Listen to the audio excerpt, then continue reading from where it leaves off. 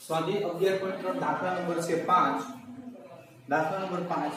નીચેના પૈકી પ્રત્યેક સમતલના સદિશ અને કાર્ટેશિયન સમીકરણ શોધો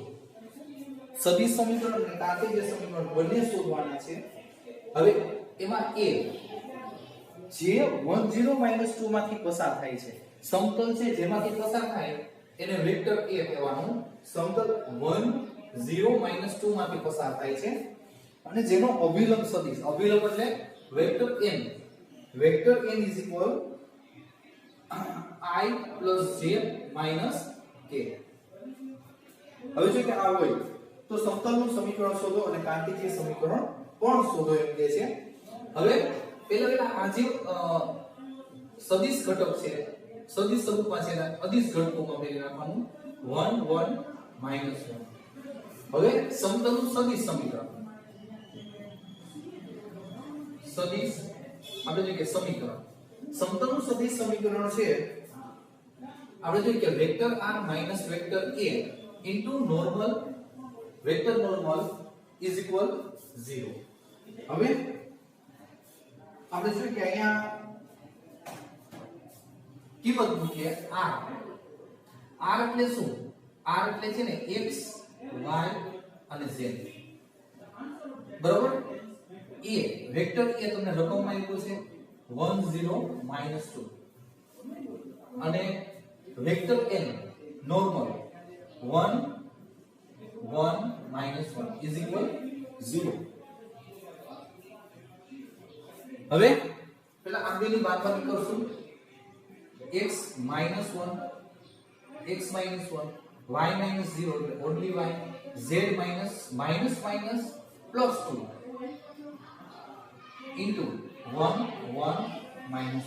is equal 0 dot product dot આપણે જે કે બે નો ડોટ ગુણાકાર 1 સાથે ગુણશો એટલે m નો રહેશે x -1 1 સાથે y ને ગુણાશે એટલે +y -1 સાથે z +2 બે ની નિશાની ચેન્જ -z -2 is equal 0 ગોઠવણી કરીએ પહેલા x y z x y z -1 -2 is equal -3 is equal 0 હવે જે માગેલ સમતલનું સમીકરણ થાય છે જે માગેલ સમતલનું સમીકરણ છે હવે એ જ રીતે સેકન્ડ તમને એમાં નંબર b આપ્યું છે એ જ રીતે આપણે કરવાનું છે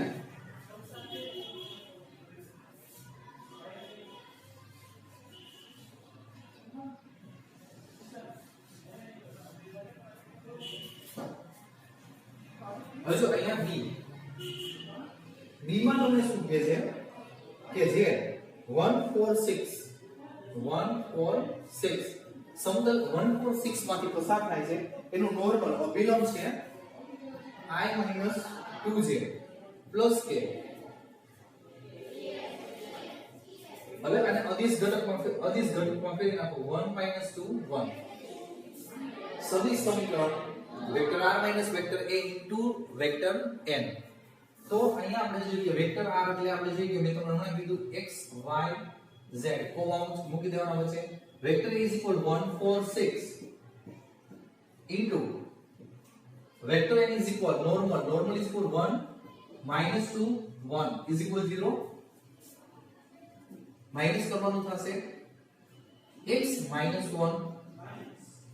y -4 comma z -6 dot product 1 2 1 is equal 0 હવે ડોટ પ્રોડક્ટ ગુણાકાર x -1 1 સાથે -2 સાથે તો -2y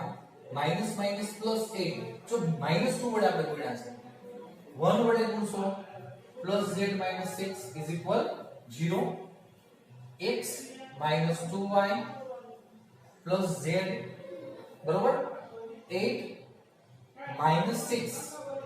તો આપણે +2 માંથી -1 +1 is equal 0 એટલે આ તમારે b પૂરું થાય છે જે માગેલ સમતલનું સમીકરણ છે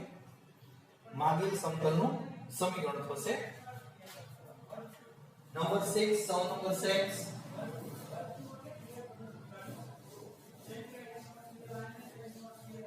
સમ નંબર 6 માં બાળકો તમને એમ કહે છે નીચેના પૈકી આપેલ પ્રત્યેક પ્રશ્નમાં ત્રણ બિંદુ માંથી પસાર થતા સમતલનું સમીકરણ મેળવો. ત્રણ બિંદુમાંથી પસાર થતા સમતલનું સમીકરણ મેળવો. હવે એક ખાસ ત્રણેય બિંદુ જો સમરેખ હોય, ત્રણેય બિંદુ સમરેખ હોય, ધારો કે આપણે એમ કહીએ કે A, B અને C, જો ત્રણ બિંદુ સમરેખ હોય તો એમાંથી અસંખ્ય સમતલ પસાર થાય. એટલે એક આપણે જો કે આપણને સમીકરણ મળી શકે નહીં, અસંખ્ય જો મેં તમને કીધું ત્યારે મેં તમને શીખવાડ્યું આ એક રેખા છે, બરોબર છે, એ ત્રણ બિંદુ 1, 2 ને 3 બિંદુ છે. હવે આપણે જોઈએ કે અસંખ્ય સમતલ એટલે પત્તા તમે જેટલા જોડવા એટલા જોડી શકો, પત્તા છે એ સમતલ છે,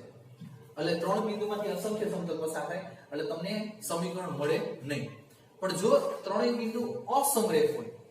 તો અનન્ય સમતલ મળી શકે. તો પહેલા તો તમારે આ ત્રણેય બિંદુ સમરેખ છે કે નહીં તમારે ચર્ચા કરવી પડે અને પછી આગળ વધવાનું રહે. તો પહેલું તમને આપ્યું છે A 1 1 -1,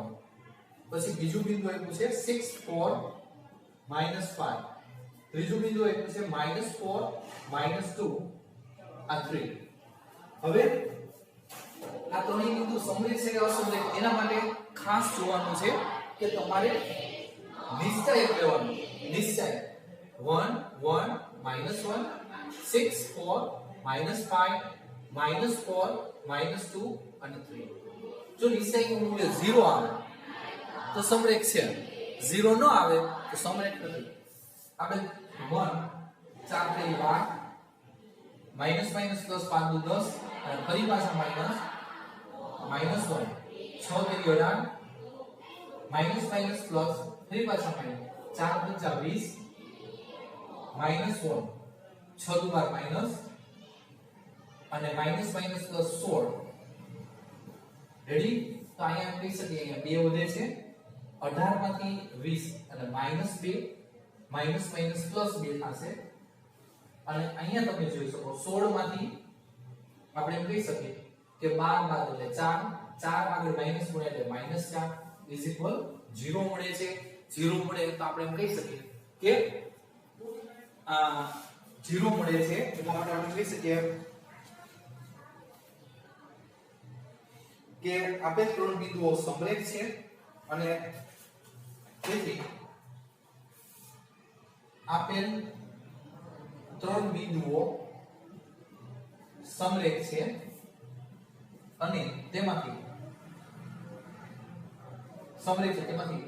અસંખ્ય સમતલ પસાર થાય છે.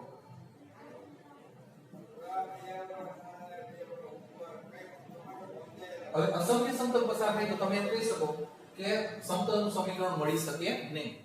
બરોબર છે? અસંખ્ય સમતલ પસાર થાય એટલે સમતલનું સમીકરણ મળી શકતું નથી. આપણે જે આમાં દાખલો પૂરો થઈ જાય બીજું કંઈ કહેવાનું થતું નથી. હવે બી લઈ લઈએ.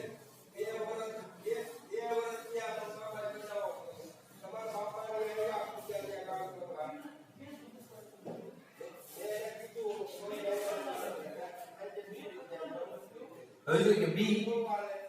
માં શું છે 1 1 0 1 2 1 -2 2 -1 -2 2 -1. હવે નિશ્ચયમાં લઈએ આપણે આને 1 1 0 1 2 1 -2 2 -1. નિશ્ચય સોલ્વ કરીએ -2 -2 -2 -2 -1 આ 2 2 4 માઈનસ માઈનસ પ્લસ. હવે આ છેલ્લું 0 લખવાની કે જરૂર નથી, ગુણાકાર 0 થાય. હવે -2 -4 4 ને 2 6 આગળ માઈનસ છે એટલે -6 -10 નોટ ઇક્વલ 0. તેથી આપેલ ત્રણેય બિંદુઓ અસમરેખ છે. અસમરેખ હોય તો આપણે એમ કહી શકીએ કે ત્રણેયમાંથી અનન્ય સમતલ પસાર થાય છે. તેથી અનન્ય સમતલ પસાર થાય છે. હવે અનન્ય એટલે એક અને માત્ર એક જ સમતલ પસાર થાય છે. સમતલનું શુદ્ધ સમીકરણ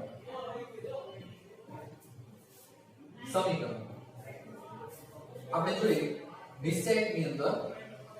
x x1 x2 x1 અને x3 x1 પછી y y1 y2 y1 y3 y1 ખાસ ધ્યાન રાખજો અહીંયા છેલ્લે x1 x1 અહીંયા y1 y1 y2 પછી z z1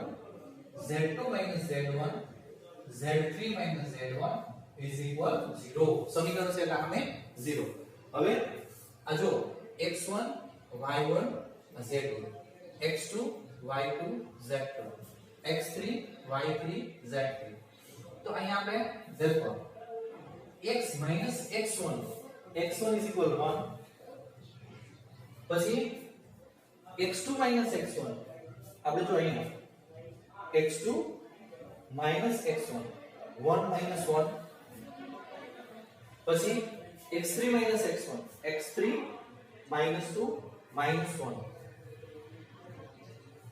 બરોબર x3 x1 પછી y y1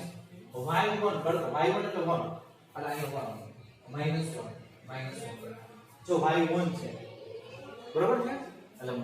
હવે y2 ને y3 y2 2 y3 2 પછી z z1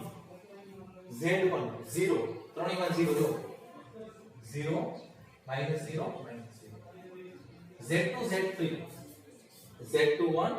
z3 -1 1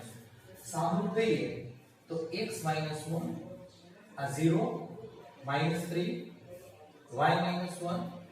આ 1 અહીંયા પણ 1 z 1 -1 is equal 0 હવે આ નિશ્ચય છે એને સાબિત કરવાનું રહેશે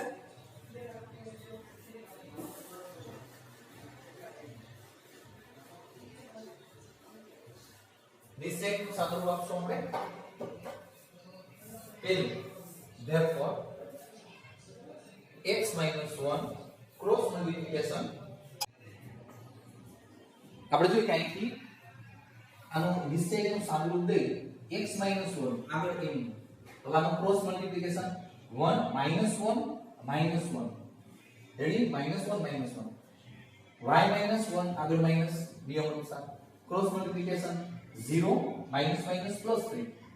પછી z આવશે બરોબર છે z તો અહીંયા શું આવશે 0 -+3 સાદુરૂપ દીધું આ -1 -2 આગળ લઈ લીધા આ 3 છે આગળ લઈ લીધા અને 3z થઈ ગઈ છે અહીંયા -2 વડે તો -2x -+2 -3y -+3 3z હવે બાળકો -2x -3y 3z બરાબર છે ગોઠવણી x y z ની ગોઠવણી 3 ને 2 5 + 5 0 માઈનસ દૂર કરો બધામાંથી કોમન 0 નાખી દો આ 2x + 3y -3z -5 0 જે માંગેલ સમતલનું સમીકરણ થશે આ છે દાખલા નંબર 6 એનું બીજું દાખલા નંબર 6 એનું બીજું છે ટૂંકમાં બી કીધું હાલશે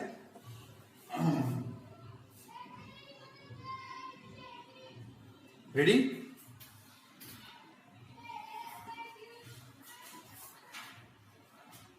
આપણે આ સુધી રાખશું રેડી